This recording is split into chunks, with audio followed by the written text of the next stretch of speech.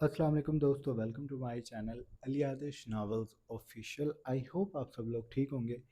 और लाइट हमारी अभी भी नहीं है। मैं यूपीएस के भरोसे बैठा हूँ, जो थोड़ा सा चार्ज हुआ था सोलर से। बस दुआ करे कल हमारे एरिया वाले को हम पर रहम आ जाए। वैसे तो नॉर्मली कभी ऐसा हुआ नहीं है, पर ये फर्स्ट टाइम है और इंशाल्लाह ये लास्ट टाइम होगा। गर्मियों में वैसे भी हमारी तरफ ना वो, आप लोग कहेंगे ये किस्त क्यों नहीं दे रहा। हमें क्या इंटरेस्ट है इनके ट्रांसफार्मर और लाइट से। हमें इस शख्स से भी कोई मतलब नहीं है। हमारा ताल्लुक किस्त का है। पता नहीं क्यों ये हमें अपनी कहानियाँ सुनाने बैठ जाता है। छोड़ो, काम पे आते हैं। तो आज की किस्त है 12 सितंबर की सितमगरी। अज कलम अली आतिश, किस्त नंबर 12। ये मैं 2 बार कह चुका हूँ। तो अब चलते हैं आज की किस्त की तरफ। वेटिंग एरिया का दरवाज़ा खुला। दाखिली दरवाज़ा कांच का था। बिया अपने ख्यालों में बैठी उदास आंखों से अपनी कलाइयों को देख रही थी। वो कभी चादर के पल्लू से धागे उधेड़ने लगती तो कभी इधर उधर निगाहें दौड़ाती। उस मर्द ने अभी तक जवाब नहीं दिया था। वो इस कदर काम में मसरूफ़ हो गया कि उसने चेहरा तक दोबारा नहीं उठाया था। तभी इधर उधर निगाहें दौड़ाते हुए उसकी नज़र दाखिली दरवाजे पर पड़ी तो उसे लगा जैसे कहीं करीब कोई बादल ज़ोर से गरजा और उससे बिजली की तेज़ रोशनी निकलकर बिया के दिमाग में घुसती उसके पूरे वजूद को सुन कर जाए। उसे यूं लगा जैसे उसके ऊपर से ट्रेन गुजर गई है। वो बिल्कुल साकित बैठी गई। अतराफ का सारा शोर, सारी आवाज़ें मद्धम पड़ गईं। उसे सिर्फ कांच के दरवाजे को धकेल कर अंदर दाखिल होता कहराम शाह दिखाई दे रहा था। ट्राउज़र शर्ट में मलबूस, घने स्याह बाल, घनी भवें। वो वक्त के साथ साथ गोरा हो गया था, या शायद ये स्याह बालों की वजह से था कि उसकी रंगत काफ़ी निखरी निखरी निखरी दिखाई देती थी। वो 6 फीट से निकलता मर्द, चौड़े सीने और मजबूत बाजुओं वाला, घर की सादा चप्पल पहने वेटिंग एरिया में दाखिल हो गया था। उसने दाखिल होते ही उस जानिब देखा जहां टिकट काउंटर था। वो उस तक गया। तब तक बिया बेंच पर उसी हालत में बैठी रही। वो कांच के दरवाजे को ही देख रही थी। उसमें इतनी हिम्मत बाकी नहीं रही थी कि वो गर्दन को मोड़कर उस जानिब देख ले जहां कहराम गया है। वो यहाँ कैसे आ सकता था? इतनी सुबह तो वो सो रहा होता था। और उसे कैसे पता चला कि बिया यहाँ पर है? या ये कोई इत्तेफाक था या फिर कोई साजिश? बिया के दिमाग में सवाल उभरने लगे। वो पूरी की पूरी कांपने लगी। उसकी आंखों में आंसू भर गए। उसे अपनी मौत बहुत करीब दिखाई दे रही थी। कहराम उसे ऐसे ही नहीं छोड़ेगा। अगर आज वो कहराम के हाथ चढ़ गई तो कहराम उसका वो हशर करेगा कि शायद वो पूरी ज़िंदगी याद रखेगी। उनके घर की लड़कियां ऐसे आज़ादी से इधर उधर नहीं फिरती थी। और बिया ने तो फिर असूल तोड़े थे। वो पूरे ख़ानदान की इज्जत को दांव पर लगाकर घर से भागने जा रही थी। और अभी तो वो बेचारी ठीक से भागी भी नहीं थी कि पकड़ी गई। अकेले कहराम ने उसे चारों तरफ से घेर लिया था। कहराम टिकट काउंटर पे मौजूद अपने दोस्त से पूछता बिया को देख चुका था। उसकी आंखें सुर्ख पड़ रही थी। लब सख्ती से आपस में पेवस्त थे। वो बिया के सोगवार वजूद से अंदाज़ा कर चुका था कि वो इस वक्त अपने दिमाग में क्या खिचड़ी बनाकर यहाँ पर बैठी हुई है। बिया ने तभी गर्दन मोड़कर उस जानिब देखा जहाँ कहराम शाह खड़ा था। उसकी आंखें कितनी सुर्ख हो रही थी। उसका गोरा चेहरा सुर्ख पड़ गया था, जैसे सारा खून उसके चेहरे पर सिमट आया हो। वो उसके पीछे गर्दन की उभरी रगें देख रही थी। उसकी मुट्ठियां भिजी हुई थी। मुट्ठियों से कलाइयों तक की तरफ जाने वाली रगें तनी हुई थी। उसके कसरती बाजू नीली रगों के जाल से भर गए थे। बिया ने बदिक्कत अपना खून थूक निकला। उसका हलक खुश्क पड़ गया था। उसने अपनी टांगों को हिलाया। उसे यूं लगा जैसे उसका निचला वजूद कट गया है। वो जो ट्रेन उस पर से गुजरी थी वो उसे दो हिस्सों में तकसीम करके चली गई। उसे एहसास हुआ जैसे वो पोलियो का शिकार है। اور اسے چلا پھرا نہیں جائے گا۔ اس نے اپنی ٹانگوں کو حرکت دینا چاہیے جو سن پڑ گئی تھی۔ بیا کی آنکھوں سے آنسو بہنے لگے۔ کہرام اسے کھا جانے والی نگاہوں سے دیکھ رہا تھا، اور جیسے ہی کہرام نے اس کی طرف قدم بڑھایا، بیا ایک جھٹکے سے اٹھی، بیگ کو وہیں بینچ پر چھوڑا اور وہ وہاں سے بھاگ کھڑی ہوئی۔ کہرام نے اسے آواز دی تھی، لیکن وہ رکی نہیں تھی۔ وہ ویٹنگ ایریا کے اندر موجود کمرے کی طرف بھاگی تھی۔ کہرام اس کے پیچھے بھاگا۔ بیا، بیا۔ بیا اس کمرے میں آئی تھی جہاں پر واش رومز بنے ہوئے تھے۔ قطار میں بنے سارے واش روم کے دروازے کھلے ہوئے تھے۔ بیا جلدی سے ایک باتھ روم میں گھس گئی۔ کہرام تب تک اس جگہ داخل ہو چکا تھا۔ اس نے بیا کو دروازہ بند کرتے دیکھ لیا تھا۔ وہ سیدھا اسی دروازے کے سامنے آیا۔ بیا، دروازہ کھولو۔ اس نے تحمل سے بات کا آغاز کیا۔ بیا نے سختی سے اپنے لبوں پہ ہاتھ رکھ لیا۔ وہ جیسے اپنی سانسوں کی بھی آواز اس تک نہیں پہنچانا چاہتی تھی۔ اسے یوں لگ رہا تھا کہ وہ کبوتر بن کر آنکھیں بند کرے گی تو وہ بچ جائے گی، لیکن کہرام نے اگلی بار بے صبری سے دروازے کو دھڑا دھڑ پیٹا تو بیا کی جان نکل گئی۔ وہ کونے میں دبک کر کھڑی ہو گئی۔ بیا، میں تمہیں آرام سے کہہ رہا ہوں، دروازہ کھول دو، نہیں تو میں اسے توڑ کر اندر آ جاؤں گا۔ تم مجھ سے بچ نہیں سکتی۔ تم یہاں کر کیا رہی ہو؟ وہ چبا چبا کر بولا۔ بیا شدت سے رونے لگی تھی۔ اس کی سسکیوں کی آواز کہرام سن رہا تھا، لیکن اس کا غصہ ٹھنڈا نہیں ہو رہا تھا۔ اس کے جسم میں ابال سے اٹھ رہے تھے۔ اسے یوں لگ رہا تھا کہ خون کی جگہ اس کی رگوں میں لاوا دوڑ رہا ہے۔ یہ لڑکی اس حد تک چلی جائے گی، اس نے سوچا نہیں تھا۔ یہ یہاں کیا سوچ کر آئی تھی اور کہاں جانے کا ارادہ کر رہی تھی؟ اگر کہرام کا دوست اسے نہ بتاتا تو یہ لڑکی تو اب تک فرار ہو چکی ہوتی۔ پھر وہ لوگ اسے کہاں ڈھونڈتے، اور یہ نہ سمجھ لڑکی جاتی کہاں؟ اتنی بھری دنیا میں، اتنے چالاک لوگوں میں، بیا جیسی لڑکیاں جنہوں نے دو گھروں کے علاوہ تیسرا گھر نہیں دیکھا ہوتا، ان کا گزارا کہاں ہوتا ہے؟ انہیں تو لوگ کچا چبا جاتے ہیں، اور یہ لڑکی اپنا آپ پیش کرنے دنیا میں نکل آئی تھی، صرف اس لیے کہ وہ کہرام سے بچنا چاہتی تھی۔ کہرام کے سر پر جیسے ہتھوڑے برس رہے تھے، اور اس کا ہاتھ ایک لمحہ بھی نہیں رک رہا تھا۔ دروازے پر مکے برساتے ہوئے وہ مسلسل دروازہ بجا رہا تھا۔ پھر اس کا ہاتھ مٹھی کی صورت بن گیا۔ وہ اس دروازے پر مکے برسانے لگا۔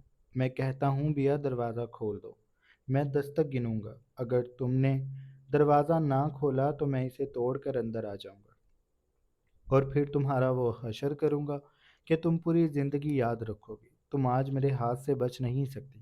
دروازہ کھولو۔ وہ شیر کی طرح دھاڑا تھا۔ بیا نے بولنے کی کوشش کی، لیکن اس کی آواز اتنی عجیب سی نکلی کہ اس نے بے ساختہ اپنی گردن کو چھوا۔ یا اللہ، میری آواز چلی گئی۔ اس کی آواز ہی نہیں نکل رہی تھی۔ وہ اپنی قمیض کو دونوں جانب سے مٹھیوں میں جکڑ کر تھر تھر کانپتی دیوار کے ساتھ لگی ہوئی تھی۔ میں گھر سے بھاگ نہیں رہی تھی، میں یہاں ویسے ہی آئی تھی۔ اس نے جھوٹ بولا۔ کہرام کے ماتھے پر مزید بل پڑ گئے، یعنی کہ وہ بھاگنے ہی نکلی تھی۔ مجھے تمہاری ان کہانیوں سے دلچسپی نہیں ہے بیا، تم دروازہ کھولو۔ اس کا ہاتھ ایک لمحے کے لیے رکا تھا، پھر اس نے دوبارہ پوری قوت سے مکہ مارا تو دروازہ پورے کا پورا ہل گیا۔ میں دروازہ نہیں کھولوں گی، وہ ہمت کر کے چلائی۔ کہرام نے دانت کچکچائے۔ اور میں وجہ جان سکتا ہوں کہ تم دروازہ کیوں نہیں کھولو گی؟ کیا تمہیں میرے غصے سے ڈر نہیں لگ رہا؟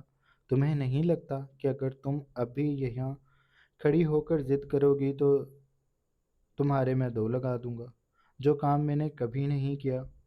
تم مجھے وہ کرنے پر مجبور کر رہی ہو، میں تمہاری ٹانگیں توڑ دوں گا۔ تم ایک بار میرے ہاتھ تو لگو۔ تم یہاں آئیں کیسے؟ بیا نے روتے ہوئے بتایا۔ میں نے رکشہ لیا تھا۔ کہرام نے اپنی معلومات میں اضافہ کرنے کی خوشی میں بیا کو فوراً کہا۔ شاباش میرے لال، اب باہر بھی آ جاؤ۔ اب اسی رشکے میں تمہیں میں باندھ کر دوبارہ گھر لے کر جاؤں گا، اور پھر تمہاری ہڈیاں ٹوٹیں گی میرے ہاتھ سے۔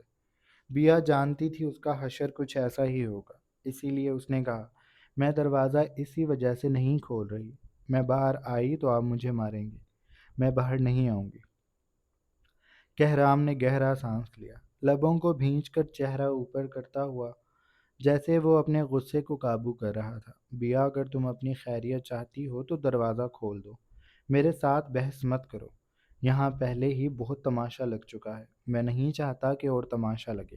دروازہ کھول دو، میں 10 تک گن رہا ہوں، 1، 2، 3۔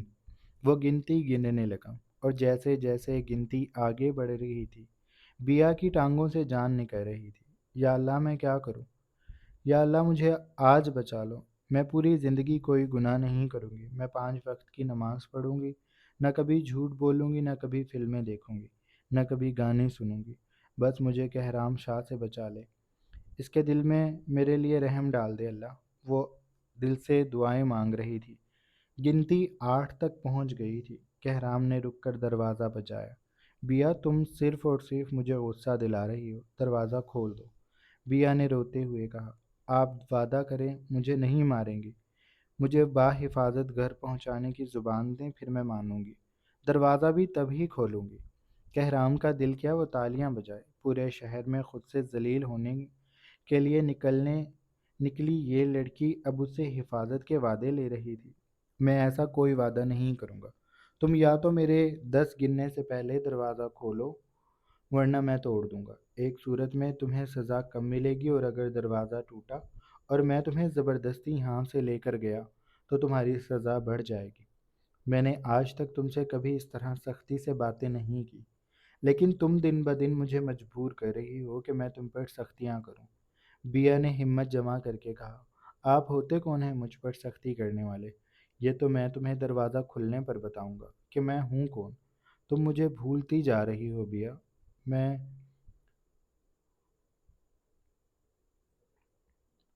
دروازہ کھول دو۔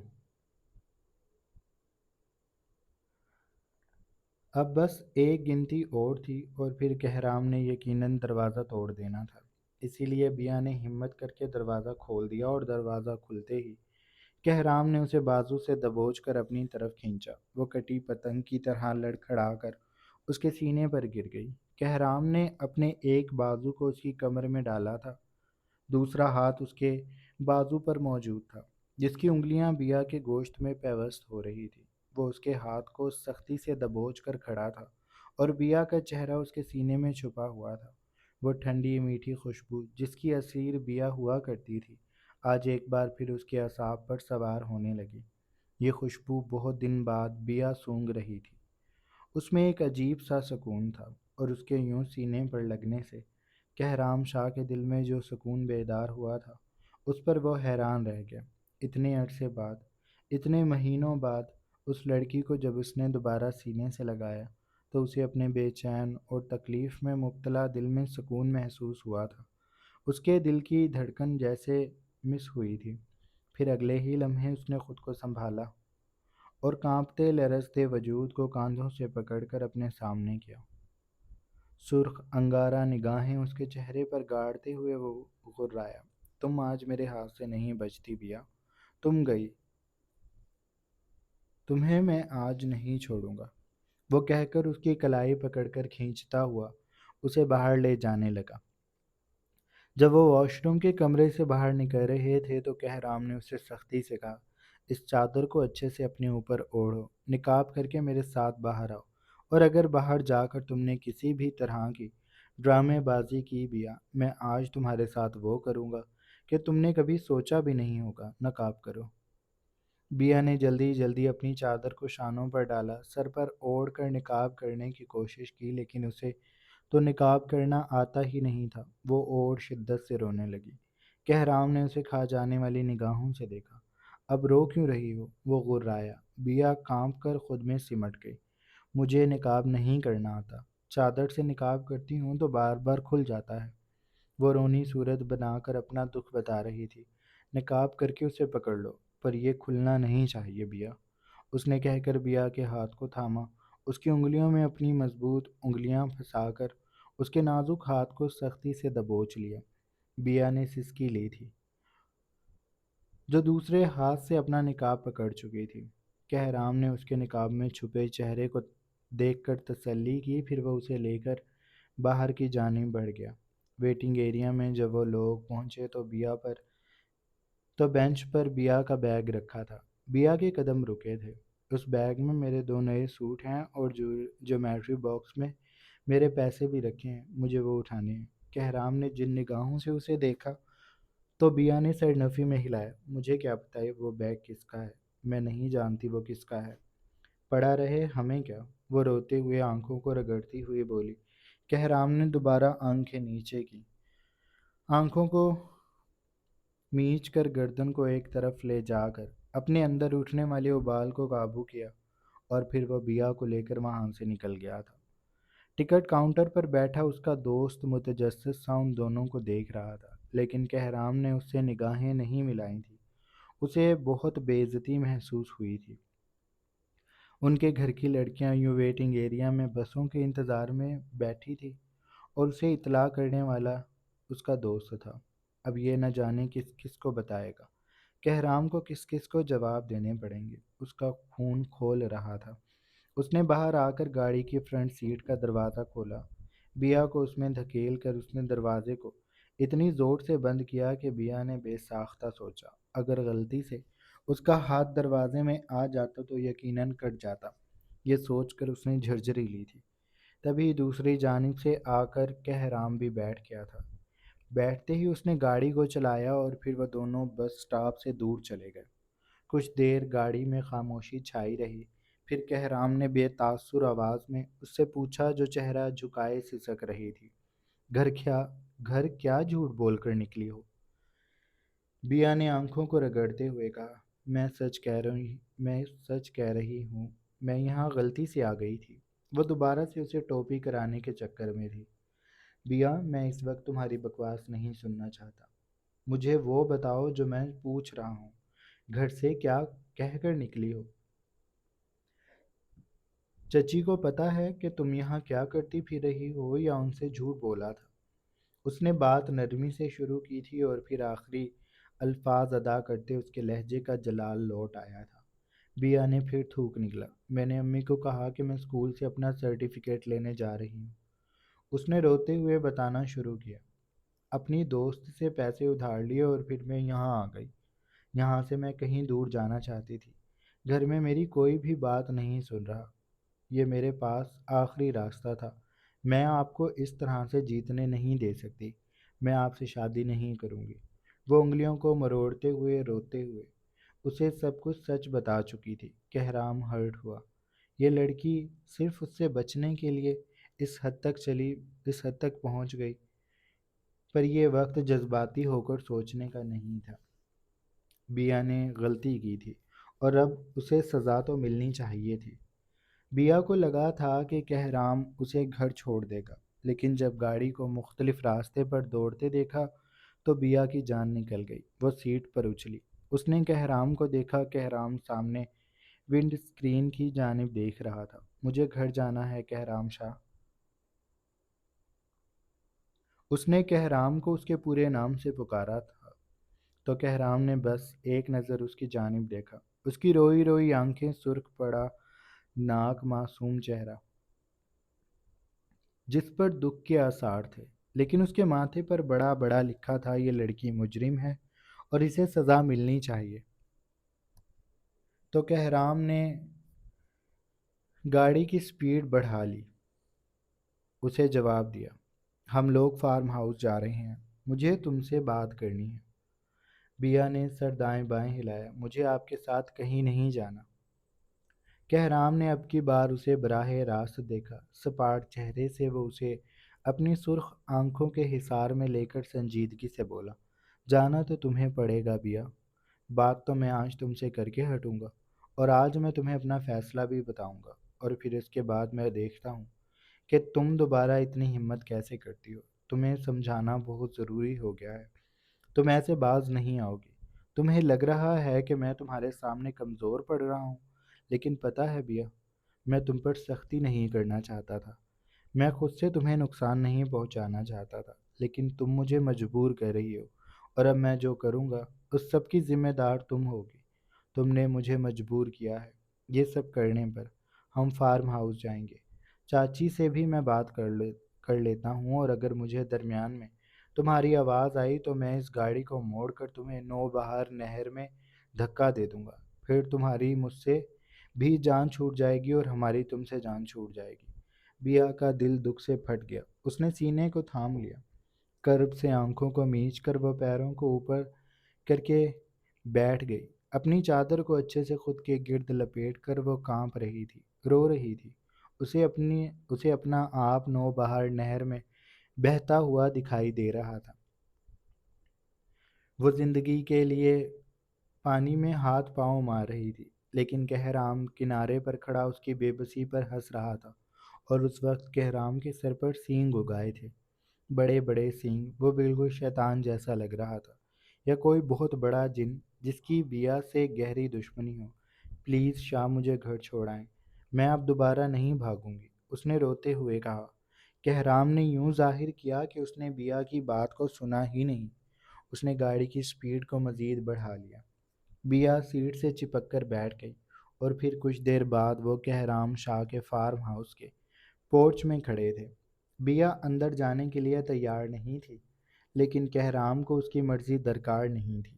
اس نے بیا کو بازو سے دبوچا اور اسے گھسیٹتا ہوا وہ اندر کی جانب لے گیا۔ وہ اس کے ہاتھ پاؤں پر مکے برسا رہی تھی، اس کی گرفت سے خود کو چھڑانے کی کوشش کر رہی تھی، لیکن کہرام نے اسے نہیں چھوڑا تھا۔ وہ اسے لاؤنج میں لایا اور ایک جھٹکے سے صوفے کی طرف دھکیلتا ہوا وہ خود اس کے سامنے کھڑا ہو گیا تھا۔ بیا کے سر سے چادر سرک کر اس کے شانوں پر آ گئی تھی۔ وہ صوفے پر ڈھیر ہوتی وہیں نڈھال سی ہو کر گر گئی تھی۔ جاری ہے۔ سو جناب، یہ تھی ہماری آج کی ایپیسوڈ۔ آئی ہوپ آپ لوگوں کو اچھی لگی ہوگی۔ اگر آپ کو قسط اچھی لگی ہے تو آپ چینل کو لازمی سبسکرائب کر لیں، بیل آئیکن کے بٹن کو بھی پریس کر لیں، اور اپنا ڈھیر سارا خیال رکھیے گا۔ بہت جلد ایک نئی قسط کے ساتھ حاضر ہوں گے۔ تب تک کے لیے اللہ حافظ۔